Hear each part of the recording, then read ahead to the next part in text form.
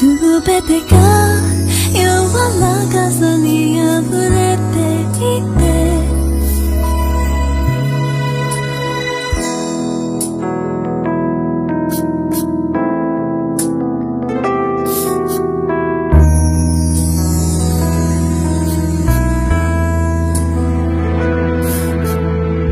扉閉めるその瞬間、もうその時から君が愛しい。一つ増えた鍵を見つめて、新しい優しさ溢れてくるよ。悲しい夜こぼした一言で涙を拭いに駆けつけてくれたね。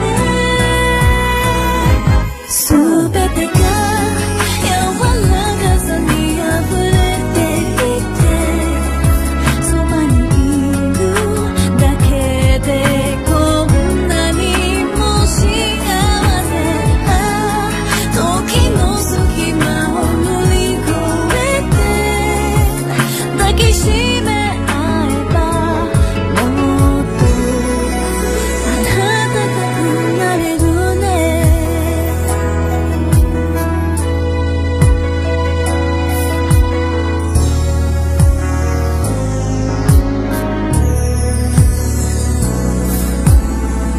夢の中の君はいつもどこか寂しくて遠くにいる。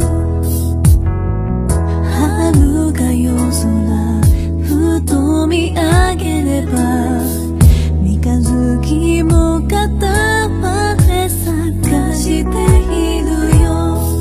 君の弱さ私守れるかな。どんなことでもいい、ためらわず話して。おやすみでもまだ明日に来たくない。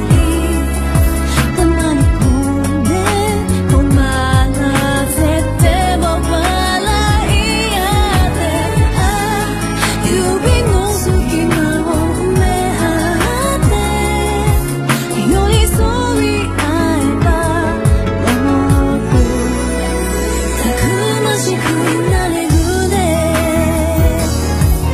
本当は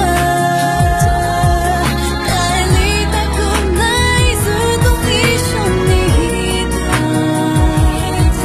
でもその離れ離れが二人の絆をもっとずっと強くするよ。だから I believe すべてが柔らかさにあふれていて、